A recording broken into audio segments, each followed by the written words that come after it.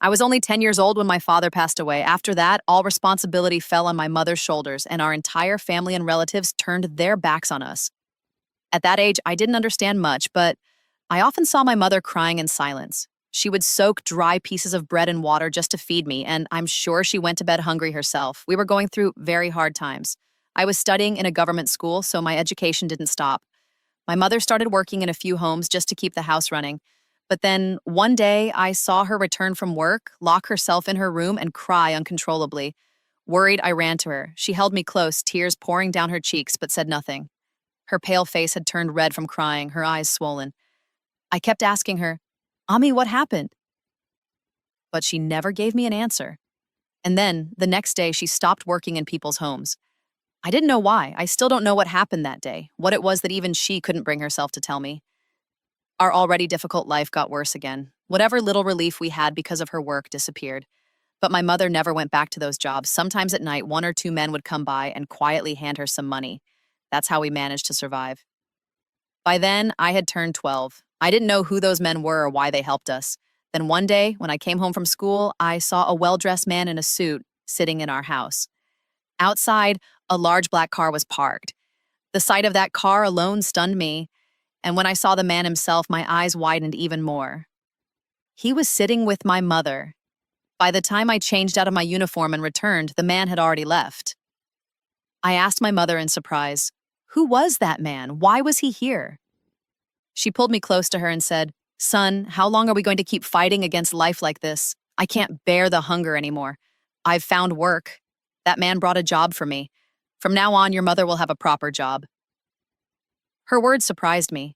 For the past 2 years, she had always said, "If only I had a skill, if only I were educated, I would have done some work."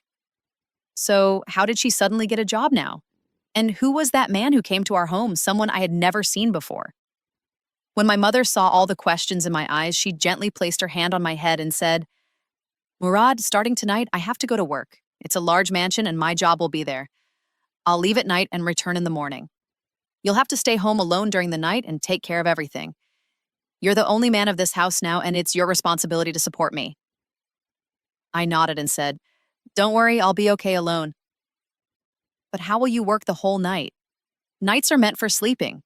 Ask them to let you work during the day instead." She smiled bitterly and replied, "Every job has its time, and the work I've been given at the mansion can only be done at night. Just focus on your studies. Work hard. Become a successful man someday. That's all I want." I promised her that I would study with all my heart, and that very night, she left for work. It had been a long time since I saw her get ready like that.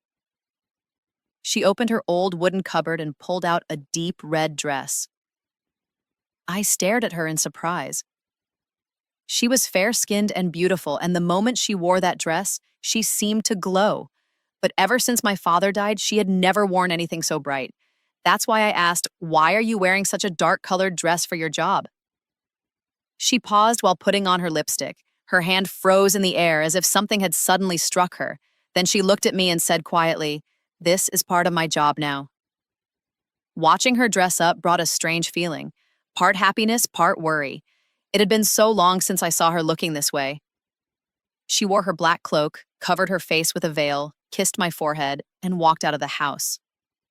I locked the door carefully, lay down in my room, and stared at the ceiling. In my heart, I made a promise. I would grow up, get a good job, and make sure my mother would never have to walk into the world like this again. Still, the questions wouldn't leave me alone. Who were the men who used to come at night and give us money? Why had my mother stopped working in people's homes?